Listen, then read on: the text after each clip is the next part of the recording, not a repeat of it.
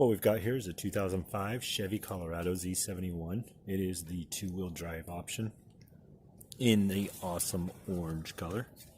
Bought this vehicle when it was only a few years old. Had about 50,000 miles on it. Currently has 185,000 miles on it. It's got the inline 5 cloth seats.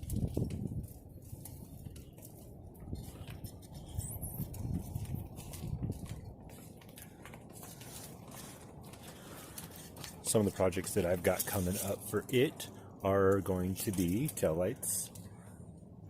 They have that amazing Chevy delaminated taillights, complete with some dirt. Used to live on a gravel road, so these taillights filled up with mud and dirt constantly. You can see I already built the rack. This rack is for my kayak. Got some nice Toyo tires on there, 31s, 10.5. The hood has been replaced. Grill's been replaced. Neighbor pulled right out in front of my daughter, and he was on a side road. Pulled out in front of her, flipping a Yui. He had been doing it for probably his entire life. He's 80-something years old. Flipping right in that area, and he just didn't pay attention anymore. And she was driving down the road, and he pulled out right in front of her. She T-boned him and busted the front of the truck all up. Quite a few years ago, I had a woman that was in an industrial park where I worked, and she was lost. And so when she turned around in the driveway, she ended up backing her Suburban right into the driver's side rear door, and as well as the bed. Caved the whole door and the bed in right in front of the wheel. So that's all been replaced and painted and fixed. This truck's been beaten, it's been abused, it's been used, and it will have quite a few more years left on it. Another thing that we're going to do is replace these terrible headlights. That one was replaced. This one here was, I do believe, original, and it is gross. As well as those markers. Those are getting replaced. I'm going to go ahead and replace this one. Headlight just full of moisture. When they did the repair on the bumper, they busted, the bracket was busted, and they never replaced the bracket. They just replaced the lens, which ultimately ended up falling apart because there was nothing holding it.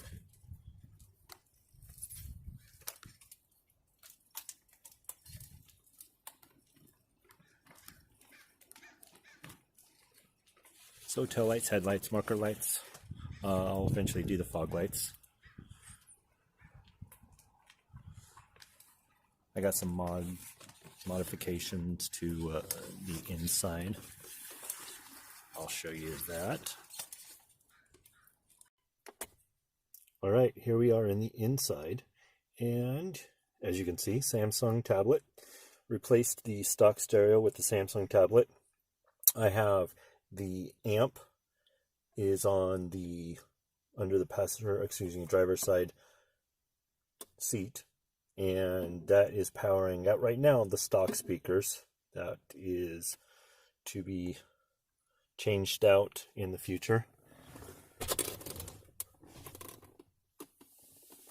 This tablet allows me to do Google Car or Google Auto. And so I have my maps, my music, podcasts, whatever.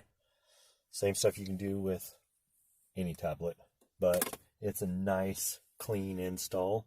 There is no gaps anywhere.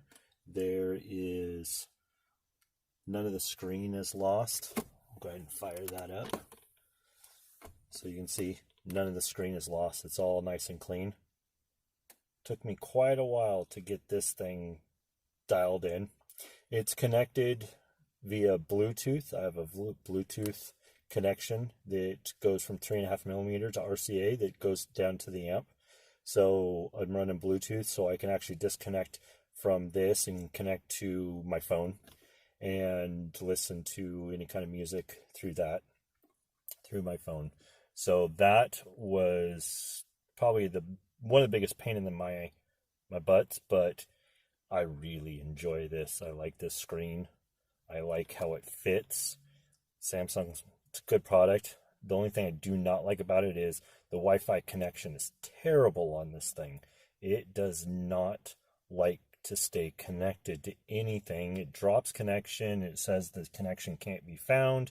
So there's definitely a Wi-Fi problem when it comes to this tablet. And I've looked it up, and there's people say it's the connection, there's solder, there's a lot of stuff. It doesn't sound like it's a hardware issue. It sounds like, it doesn't sound like it's a software issue. It sounds like it might be a hardware issue.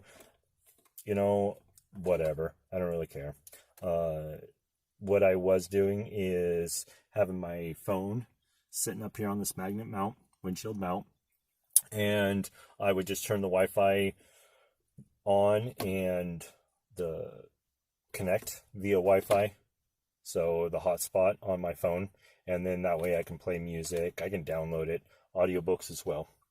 So there's still quite a bit to be done in here. I left my dog in here one time, and he decided that the cushion or the cover that I had on my steering wheel, he didn't really care for. So he chewed the living daylights out of that thing. And then quite a few years ago, I had this break. Because if you own a Colorado, you know that the window quits working. What really sucks is I was with my wife. We had sold I had a 62 Nova, 2-door hardtop, blue on blue. And before we moved to the coast, I sold it. I took that money and I went out and, of course, did the most responsible thing. I bought 2 Ruger 1911s, one for her, one for me. I always wanted to have his or hers guns. She loved the Ruger 1911, so do I. And so I had some more money, so I went ahead and paid off her car that we bought the exact same day, same dealership and everything. I bought her an 04 Ford Expedition, silver, 5 point whatever, V8, 4-wheel drive. And because we had 7 kids, or excuse me, 5 kids at the time. Now we have 6 kids. And so I was sitting in a parking lot paying her car off, and then I called to pay mine off, and I said, watch, as soon as I pay this truck off, something's going to go wrong. So I got off the phone, sitting in the parking lot. We were going in to go buy some kids' clothes or sell clothes or something like that. We're sitting in this parking lot, and I get off the phone with paying it off, shut the truck off, go to hit the window, hit that window switch, and it didn't roll up. Just totally stopped working. So what I ended up finding is if I bang on the window a lot, it ends up rolling up. Sometimes I had to kind of physically help it up, but it quit working. So I dealt with that for quite some time. Ended up taking things apart. Somehow that broke in the process of taking things apart. So I got the window regulator fixed before we moved to the coast. And then, probably in the last year or so, the stupid thing went out again. The guy that I had fixed the regulator the first time thought maybe it was the switches, so he replaced the switches. And when he ordered the switches used, he told him, "No, we don't need the trim. Go ahead and keep that piece." Well, I did. I needed it. It was broken. So I just haven't replaced it. It's been glued together and it's held for many years. I've been moved away like over 5 years ago. So it's still held together. I just haven't come across one that, you know, made it easy. So that's regulator been fixed twice. Oh yeah, so all my lights went out in my switches. That's fun. So I, thank goodness, know where all the controls are. I've been driving this truck long enough that I can do it without any lights at night. And so I got to deal with that. And then I had a problem where my heat wouldn't go all the way down. It would go, oh, just pretty close and then stick.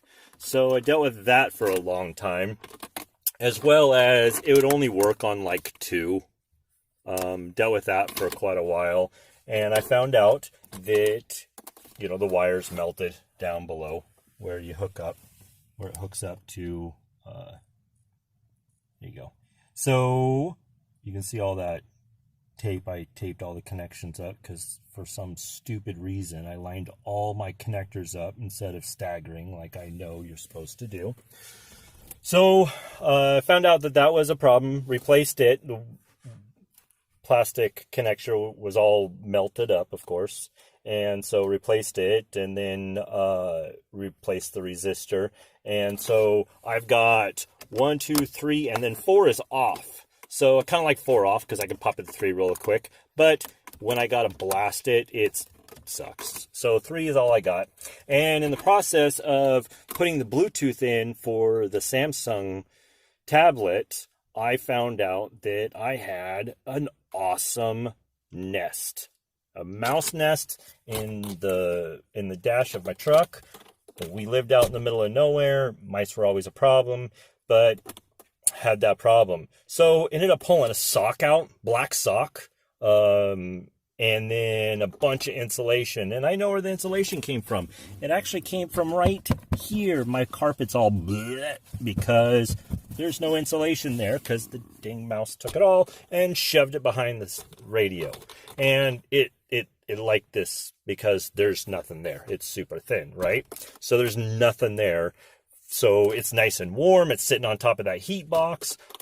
Oh, let me go back a little bit. So when I replaced this, there was a lot of noise in my fan. So every time I turned my fan on really loud, the whole dash would vibrate. So I knew something was in there. And I'm pretty sure I knew exactly what was in there. So when I replaced all that and get all that fixed, I went ahead and pulled the motor out. And sure enough, there was a dead mouse in there.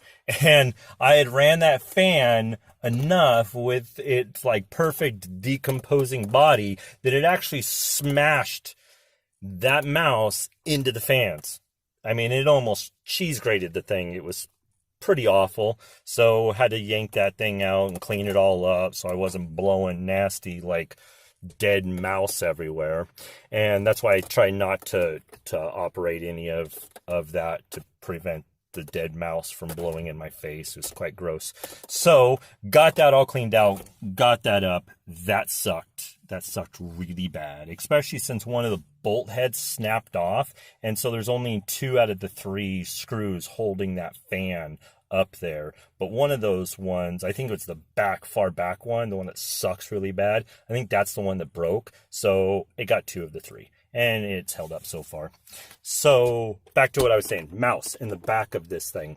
So what happened was the mouse had built this nest on top of that box and it messed with this. This is a cable control, right? It goes way over here and then back to the box.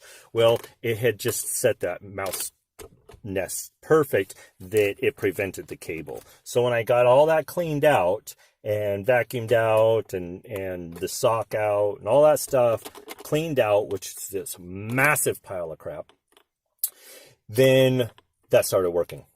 But the lights quit working. And then, of course, I've got the awesome, you know, there's nothing there. AC, it's got AC. It just doesn't visually show you. LEDs are all burned out of that. I'm pretty sure LEDs are burned out of the switch over there, the light switch, but I never use it. It's always on auto, so I don't even pay attention to that. So I can't think of anything else that I've really done in here besides that Samsung tablet, the amplifier, Bluetooth. That's about it. I did direct connect, or I did wire in a USB. So what I did was took a charger like this apart and soldered it all up and left it so that way I can just plug USBs into it and it's back behind the stereo. So I do have one micro USB that was plugged in, and that actually ran my hotspot. I had its own hotspot for a little while because I needed one for work. So I'm like, well, shoot, I'm just going to hook it up in here, and then I don't have to worry about it connected to my phone all the time. So I had that there. That has since gone away, and I just used my phone because it ended up not being worth it, and it was a little bit cheaper just to have it on my phone. Plus, my phone was always charged, and it was one less thing to worry about. So that was the internals. Didn't do much. It's just, it's been an awesome truck. I love this truck, and I think it'll keep going. So I got quite a few more years, quite a few more miles on it. Okay, well, I'm going to show you a few other things on the truck, on the outside of the truck, and then that'll be it.